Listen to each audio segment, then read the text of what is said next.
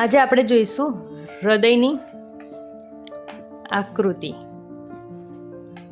બરાબર, શરૂઆત કરીએ આપણે.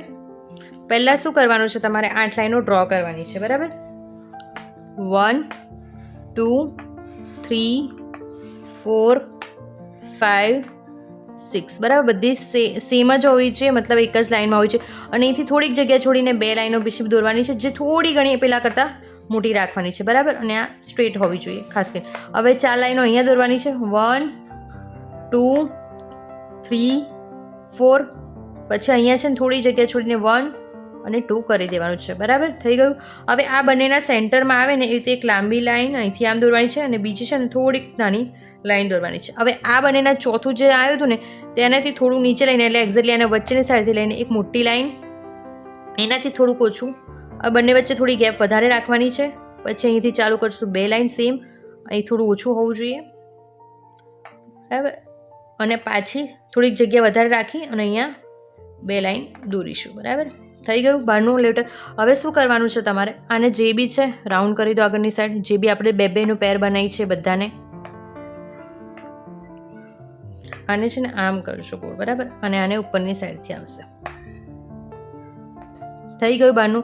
હવે શું કરવાનું છે, આને આમ શેપ લઈ લેવાનો છે અને આ અહીં આગળ આવી જશે. બરાબર, મેં ફ્રી હેન્ડ જ કરવાનું છે, કોઈ પણ એવું નહીં કે ભૂસીને અડધું કરો, એવું નહીં. જે શેપ આવે એકવાર આવવા દો, પછી ફરીવાર ટ્રાય કરજો. બરાબર, હવે અહીંયાથી લઈને શું તમારે યુ શેપ આવવો જોઈએ, થોડું આને છે ને કવ શેપમાં હોવું જોઈએ. તો અહીંથી ફ્રી હેન્ડ ટ્રાય કર્યું. બરાબર, પછી અહીંયાથી લઈને થઈ ગયું. હવે જે જગ્યા બાકી રહી હોય એ કવરઅપ કરી લો. હું ફ્રીલી ડ્રો કરું છું. બરાબર, તમારે પણ એવી રીતે ડ્રો કરવાનું છે.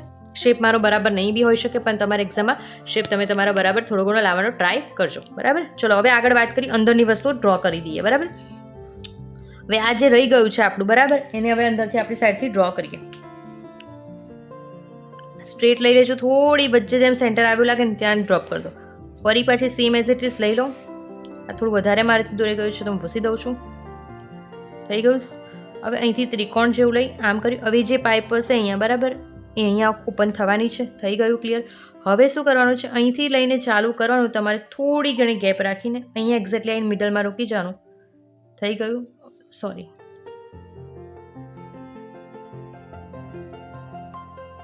બરાબર, અને એક્ઝેક્ટલી અહીંયા સેન્ટરમાંથી લઈને ચાલુ કરીને અર્ધ ચંદ્રકાર આકાર થવો જોઈએ તમારે, એ વસ્તુ તમારે ધ્યાન રાખવાનું. થઈ ગયું. હવે શું કરશું, આપણે એના વાલ દોરીશું. બરાબર, થઈ ગયું. અહીંયા છે ને આમ અર્ધ વર્તુળાકાર જેવો આવવું જોઈએ, પૂરેપૂરું ગોળ આવવું જોઈએ નહીં. બરાબર, પછી હવે આ જે બાકી રહ્યું છે એને જોઈન કરી દઈએ આપણે. બાકી રહી ગયું તો એ પહેલાં જ તમારે જોઈન કરી. આ તમારો ડાયાગ્રામ હવે પૂરો થઈ ગયો. હવે નામ નિર્દેશન માટે વસ્તુ જોઈએ કે કઈ વસ્તુ ક્યાં લખવાની છે. બરાબર, હવે જેમ ગુજરાતી મીડિયમ માટે જેમ ક ખ ગ આપણે પહેલાં લખતા હોય તો શું, અમે પહેલાં ધમની આવે તો ધમનીમાં કેવું લોહી વહે. પહેલાં આવે છે તો કે હું પહેલાં ઘરની બહાર નીકળ્યો તો એ વખતે શું મારા કપડાં ચોખ્ખા હતા, તો શું થશે, શુદ્ધ. શીરા એટલે શું આવે છે, પછી આવે છે, કક્કામાં પછી આવે છે. બરાબર, તો શું થશે, એ રમ્યો ગંદો થઈ ગયો, બહુ ટાઈમ લોંગ થઈ ગયો, એટલે શું થશે, એની પાસે અશુદ્ધ રુધિર વહે છે. ઇંગ્લિશ મીડિયમ માટે ABCD. બરાબર, તો ડી શું આવે છે, સોરી, આ એમના માટે આર્ટરી, એના માટે શું છે, શીરા માટે વેન. બરાબર, એમને સેમ કોન્સેપ્ટ, એ પહેલા આવે છે એબીસીડીમાં તો શું છે, એ પ્યોર બ્લડ અને ઓક્સિજનેટેડ. ઓકે, અને વેન પછી આવે છે, મીન્સ પછી આવે છે, એટલા માટે શું થશે, વેન પાસે કેવું છે, without oxygenated blood. Okay, without oxygenated blood. Okay, pure blood નથી એની પાસે. બરાબર, ચલો, એટલે આ વસ્તુ તમારો કોન્સેપ્ટ ક્લિયર થઈ ગયો. તમને એક્ઝામમાં યાદ રાખવાનું, શુદ્ધ રુધિર કોની પાસે છે અને અશુદ્ધ રુધિર કોની પાસે છે. હવે જોઈ લઈએ આપણે કોણ અંદર પ્રવેશે છે અને કોણ બહાર આવે છે. બરાબર, પહેલી વસ્તુ, ચલો, આ જે ત્રણેય છે ને એના માટે સેમ કોન્સેપ્ટ છે. એ ત્રણેય શું જાય છે, તો કે બહાર જાય છે. બરાબર, થઈ ગયું ક્લિયર. એ ત્રણ ક્યાં જાય છે, તો કે બહાર જાય છે. હવે આ છે ને એક અંદર આવે છે તો કે એક બહાર જાય છે, અને બે શું થાય છે, પાછા અંદર આવે છે. થઈ ગયું. આ સામેની સાઈડ જે છે ને એ રાખવાનું. આ અંદર આવે છે તો આ બી હું અંદર જાઉં તો પેલો કે હું કેમ ના અંદર જાઉં, એ પણ અંદર ગયો. આ અંદર આવે છે સેમ, સામેની સાઈડ પણ શું લખવાનું, સેમ. આ અંદર છે તો કે પેલું અંદર છે. હવે સામેની સાઈડ શું છે, તો કે બહાર જાય છે, તો આ પણ શું કરશે, તો કે બહાર જશે. બરાબર, હવે નામ લખી દઈએ આપણે, કેવી રીતે નામ લખવાની જોઈએ. બરાબર, સૌથી પહેલા અહીંથી ચાલુ કરીએ. આ ક્યાં આગળ છે, તો આગળની સાઈડ, એટલે એનું શું નામ આવશે, અગ્ર મહા શિરા. બરાબર, થઈ ગયું ક્લિયર. હવે આ મારી જે છે જમણી, એ આકૃતિમાં કઈ આવશે, ડાબી બાજુ. તો આ કઈ બાજુ થઈ, આમ, તો કે હવે આકૃતિ પ્રમાણે આને કઈ કહીશું આપણે, જમણી બાજુ. અને અપવાદ રૂપે શું છે, જેની પાસે અશુદ્ધ રુધિર છે તો કે ફુફ્ફુસીય ધમની. એટલે અહીંયા શું લખવાનું, જમણી ફુફ્ફુસીય ધમની. એક્ઝામમાં ફુફ્ફુસીય પૂરું નામ લખજો, મેં શોર્ટમાં લખું છું. અને આ બે પાસે શું છે, તો કે શુદ્ધ રુધિર. જમણી ફુફ્ફુસીય શિરા. બરાબર, થઈ ગયું ક્લિયર. હવે આગળ વાત કરીએ.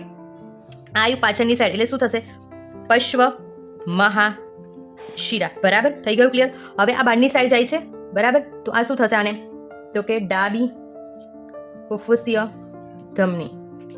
અને આ બધી જે છે એના માટે શું આવશે? ડાબી ફુફ્ફુસીય શિરા. બરાબર, થઈ ગયું. હવે અંદરને વાત કરીએ આપણે. આ જે ભાગ છે એને મહાધમની કમાન કહેવામાં આવે છે. મહાધમની કમાન. ઘરના મોટા વ્યક્તિ પાસે બધી કમાન હોય છે, આટલા એરિયા પાસે બધી કમાન છે, એવી રીતે યાદ રાખવાનું મહાધમની કમાન. બરાબર. હવે વાત કરીએ આપણે કમાં પહેલો ABCD બોલતા હોય તો એમાં શું આવે? પહેલા આર્ટરીઝ, એટલે અહીંયા ઇંગ્લિશ મીડિયમ માટે આર્ટરી. બરાબર. અને કઈ સાઈડ? તો કે રાઈટ સાઈડ આર્ટરી. અને ગુજરાતી મીડિયમ માટે તો કે અહીંયા જમણું કર્ણક. બરાબર. એઝ ઇટ ઇઝ અહીંયા નીચે શું આવશે? તો કે જમણું, પણ શું આવશે? શેપક. બરાબર. અને ઇંગ્લિશ મીડિયમ માટે વેન્ટ્રિકલ પછી આવે છે, તો શું લખવાનું અહીંયા? રાઈટ. એમને લખવાનું છે અહીંયા રાઈટ વેન્ટ્રિકલ. બરાબર. અહીંયા શું આવશે? તો કે લેફ્ટ સાઈડ છે, લેફ્ટ વેન્ટ્રિકલ. અને ગુજરાતી મીડિયમ વાળા માટે ડાબું શેપક. અને ઉપર શું આવશે અહીંયા? તો કે ડાબું કર્ણક. અને ઇંગ્લિશ મીડિયમ વાળા માટે આર્ટરીઝ પહેલાં આવે છે, એટલે કે લેફ્ટ આર્ટરીઝ. Okay, clear. હવે તમારે જો અહીંયા દર્શાવવું હોય ને તો અહીં તમે કરી શકો છો નિર્દેશનમાં. ત્રિદલ વાલ અને આની પાસે દ્વિદલ વાલ છે. બરાબર. એટલું યાદ રાખજો, ડાબામાં 2 વડ આવે છે. બરાબર, એટલે એની પાસે 2 છે. જમણામાં 3 વડ આવે છે, એટલે એની પાસે શું છે? તો કે 3 વાલ છે. બરાબર. હવે આ બધી જે જગ્યા છે એને જગ્યા નામ નિર્દેશન શું કરવાનું? તો કે વચ્ચે જગ્યા રહી ગઈ, એટલે આંતર શેપક પટલ. થઈ ગઈ તમારી આ હૃદયની આકૃતિ અને એનું નામ નિર્દેશન થઈ ગયું.